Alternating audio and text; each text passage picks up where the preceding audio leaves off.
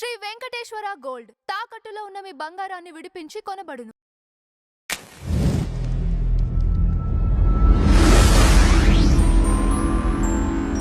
Sir నమస్తే. నమస్తే sir, Jaganmohan Reddy గారు మోదీ గారి అపాయింట్మెంట్ కోసం ప్రయత్నిస్తున్నట్టుగా సమాచారం అందుతుంది సార్. ఈ ఏపీ లిక్కర్ క్యామ్స్ కేసు గురించేనా అనే ఒకటి కూడా ఉంది, నిజమేనా? దీనిపైన మీ అభిప్రాయం ఏంటి? అంటే దాని మీద మనం కామెంట్ చేయటం అనేది ఇది టూ ఎర్లీ అవుతుంది. ఎందుకంటే గతంలో జగన్మోహన్ రెడ్డి గారు లిక్కర్ స్కామ్ లో ఏమాత్రం కదలికి వచ్చినా అదిగో జగన్మోహన్ రెడ్డి గారిని అరెస్ట్ చేస్తారంట, ఇదిగో అరెస్ట్ చేస్తారంట అనేటువంటి రకరకాల ఊహాగానాలు మనం చూస్తూ ఉన్నాం.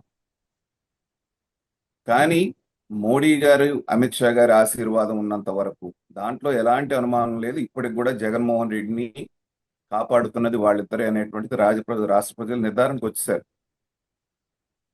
కానీ ఈ మధ్య ఈడీ కొంచెం దూకుడు ప్రదర్శించడం, బెయిల్ మీద బయటకు వచ్చినటువంటి రాజకేశ్ రెడ్డిని మిగతా వాళ్ళని అరెస్ట్ చేసి ఇప్పుడు ఇంట్రాగేట్ చేయటం మూలన ఏంటంటే కస్టడీలోకి తీసుకొని నా దాకా కూడా రావచ్చేమో అనేటువంటి ఒక భయం జగన్మోహన్ రెడ్డి గారికి పట్టుకున్నట్టుగా అంటున్నారే కానీ నా దృష్టిలో నేను అది అనుకోవట్లేదు. ఎందుకంటే చేసేవాళ్ళు అయితే ఇప్పుడు చేసినటువంటి తప్పుల్లో ఎన్నోసార్లు అతను దొరికేటువంటి అవకాశం ఉన్నా చేయలేదు. చెయ్యకపోగా ఇవాళ ఇంత పెద్ద లిక్కర్ స్కామ్ జరిగి ఇంతమంది అరెస్ట్ అయిన తర్వాత జగన్మోహన్ రెడ్డి గారు ఇంకా బయట ఉన్నారు అంటే అదంటే ఈడీ, సిబిఐ, ఇక్కడేసింది సిట్టు. ఈ పోలీసు వాళ్ళు అరెస్ట్ చేయడానికి వెళ్ళుకున్నటువంటి అభ్యంతరం ఏంటి? ప్రాథమిక సాక్ష్యాధారాలన్నీ ఛార్జ్ షీట్ లో కూడా అది ఆయనకే వెళ్ళింది అనేటువంటిది 2-3 సార్లు ముఖ్యమంత్రి పేరు కూడా పలకరించారు కదా ముఖ్యమంత్రి అని జగన్మోహన్ రెడ్డి గారి గురించి. ఈ ఆధారాలతోటి జగన్మోహన్ రెడ్డి గారిని అరెస్ట్ చేయడానికి రాష్ట్ర ప్రభుత్వానికి ఉన్నటువంటి అభ్యంతరం ఏంటి అంటే ప్రజలు అనుకుంటుంది ఏంటంటే మోడీ గారి దగ్గర నుంచి పర్మిషన్ రాలేదు కాబట్టి చంద్రబాబు నాయుడు గారు జగన్మోహన్ రెడ్డి గారిని ముట్టుకోవట్లేదు. కాబట్టి ఈ సందర్భంలో ఇది కొంచెం కదలికి వచ్చింది కాబట్టి ఏమన్నా వాళ్ళు మన మీద సీతకన్నేస్తారేమో అని మళ్ళొక్కసారి వెళ్ళి వాళ్ళని ప్రసన్నం చేసుకొని, ఎందుకంటే మొన్న ఈ మధ్య గీక్రోచ్ అని మాట్లాడాడు. మీరు కనుక సరిగ్గా చేయకపోతే దేశంలో కాక్రోచ్లు పుట్టుకొస్తాయి, నేను కూడా ఒక కాక్రోచ్నే అన్నాడు. ఈ కాక్రోచ్లు నిన్న ఢిల్లీలో ఏం చేసినాయో మనం చూసాం.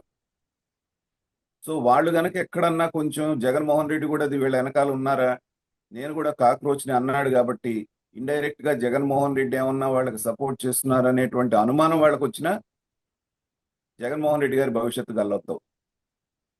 కాబట్టి ఇప్పుడు వెళ్ళి వాళ్ళ కాళ్ళు పట్టుకొని అయ్యా నేను ఊరికే మాట వరుస అన్నాను కానీ కాక్రోచ్లతోటి నాకు ఏ రకమైన సంబంధం లేదు అని చెప్పుకోవాల్సినటువంటి అవసరం జగన్మోహన్ రెడ్డి గారికి ఏర్పడిందని నేను రాజకీయ విశ్లేషకుడు కూడా కొంచెం లోతుగా ఆలోచిస్తే కేసులు మిగతావి ఈడీలు, సిబిఐలు ఆయన ఏమి చేయలేవు అన్నటువంటి సంగతి ఆయనకు కూడా తెలుసు. నిన్నటిదాకా ఏం చేశారు, కాక్రోచ్ జనతా పార్టీ అనే దాన్ని కేంద్ర ప్రభుత్వం కూడా చాలా లైట్ గా తీసుకుంది. దానికి తగ్గట్టుగానే వాళ్ళు జంతర్ మంతర్ దగ్గర గతంలో ఒక మీటింగ్ పెడితే 1000 మంది కూడా రాలేదు. కాబట్టి వాళ్ళు ఒక పిలుపునిచ్చినప్పుడు అంతకుమించి ఏమొస్తారులే అని చెప్పేసి వాళ్ళు నిర్లక్ష్యంగా ఉంటాం. కేంద్ర ప్రభుత్వం యొక్క నిఘా వ్యవస్థల వైఫల్యంతో లక్షలాదిగా జనం రావటం, ఆ కాక్రోచ్లు అనేటువంటి వాళ్ళు వాళ్ళకి సంబంధించినటువంటి వాళ్లే కాకుండా కమ్యూనిస్టు భావజాలం ఉన్నటువంటి అనేక సంస్థలన్నీ కూడా దాంట్లో చేరటం, ఈ బంగ్లాదేశ్ నుంచి వచ్చినటువంటి రోహింగ్యాలు ఎవరైతే ఉన్నారో వాళ్ళు జాయిన్ అవటం, అసలు సంబంధం లేనటువంటి వాళ్ళందరూ రంగంలోకి దిగి రావణ కాష్టం చేయటం ఢిల్లీని మనం చూసాం. ఇది జరిగిన తర్వాత కేంద్ర ప్రభుత్వం ఇప్పుడు ఉక్కుపాదం పెట్టబోతోంది వాళ్ళ మీద. దీని వెనక ఎవరున్నారు, ఫండింగ్ ఎవరు చేస్తున్నారు, మోరల్ సపోర్ట్ ఎవరు ఇస్తున్నారు, ఆర్థికంగా ఎవరు వాళ్ళకి సపోర్ట్ చేస్తున్నారు, ఇవన్నీ కూడా కూపీ లాగబోతున్నారు. జగన్మోహన్ రెడ్డి గారు నేను కూడా కాక్రోచ్నే అన్నటువంటి వీడియోలు ఈ పాటికి వెళ్ళి ఉంటాయి ఢిల్లీ పెద్దల దగ్గర. సో ఆయన అనుకొని ఉంటాడు జగన్మోహన్ రెడ్డి గారు, ఇదేదో నేను జంజీల్ని ఆకట్టుకోవడానికి ఈ మాట అంటే సరిపోతుంది, వీళ్ళందరూ ఈ పక్కన ఉన్నారు కదా అనుకున్నాడే గాని ఆ కాక్రోచ్లు, ఆ జంజీలే ఇవాళ మోడీకి ఎదురు తిరుగుతారని ఊహించుండాడు జగన్మోహన్ రెడ్డి గారు. కాబట్టి అందరూ అనుకుంటున్నట్టుగా ఈడీ ఏదో వస్తుంది అరెస్ట్ చేస్తారనేటువంటి భయంతో ఢిల్లీ వెళ్తున్నారని నేను అనుకోవట్లేదు. కాక్రోచ్లకి నాకు ఏమి సంబంధం లేదు. నేనేదో ఫ్లోలో ఒక మాట అనేసాను కానీ నేను ఎప్పటికీ కూడా మీకు బానిసగానే ఉంటాను. ఎందుకంటే నా జుట్టు మీ చేతిలో ఉంది కాబట్టి మీరు ఎలా చెప్తే అలా ఆడతాను నేను. మీరు ఎక్కడికి ఎంత డబ్బు పంపించమంటే అంత డబ్బు పంపించడానికి నేను సిద్ధంగా ఉన్నానని చెప్పి మరొకసారి చెప్పడానికి మాత్రమే ఈ ఢిల్లీ యాత్ర జగన్మోహన్ రెడ్డి గారు పెట్టుకున్నారని నేను అనుకుంటున్నాను. రాజకీయ నాయకుడు అనేటువంటి వాడు ఎట్లా ఉంటాడు అంటే, అది ఎవరైనా కానివ్వండి, గోడ మీద పిల్లిలాగా ఉంటారు. అవకాశం ఎటు పక్క ఉంటుంది, అధికారం ఏ పక్క ఉంటుంది, అధికారం చేజారుతుందా, అధికారంలో ఉంటారా అనేటువంటి క్యాలిక్యులేషన్ తోటి కొంచెం అధికారం అటు ఇటు అవుతుందనగానే గోడ దూకేస్తూ ఉంటారు. ఈ జంజీ ఉద్యమమే గనక కొంచెం ఇంకొంచెం ముదిరి మోడీ గారి సీటు కిందకి నీళ్లు వస్తాయి అనుకున్న పరిస్థితి వచ్చిందనుకోండి, ఇదే జగన్మోహన్ రెడ్డి గారు గోడ దూకేస్తారు.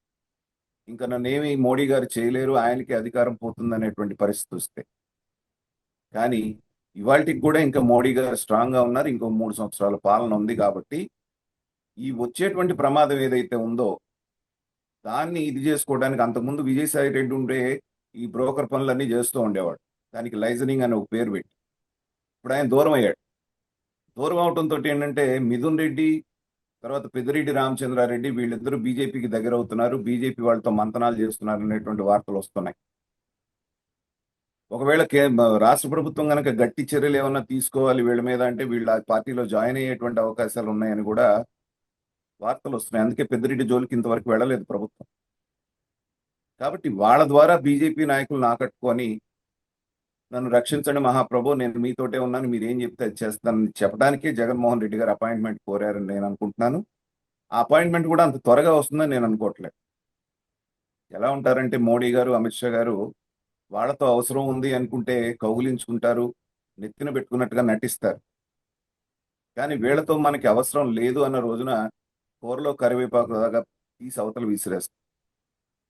కాబట్టి జగన్మోహన్ రెడ్డి గారికి అపాయింట్మెంట్ ఎంతవరకు దొరుకుతుంది, దొరికిన తర్వాత ఈయన వెళ్ళి చెప్పుకునేటువంటి ఎక్స్ప్లెనేషన్ వాళ్ళు ఎంతవరకు ఆమోదిస్తారు, జగన్మోహన్ రెడ్డి గతంలో లాగానే తమ మిత్రుల్లాగా ఏదో అన్నారు కదా ప్రొఫెసర్ నాగేశ్వర్ చెప్పినట్టు, శాశ్వత మిత్రుడు లాగా పరిగణిస్తారా లేదా, ఈ పరిణామాలన్నీ జగన్మోహన్ రెడ్డి గారి ఢిల్లీ పర్యటన తర్వాత మాత్రమే మనకు క్లియర్ అవుతాయి.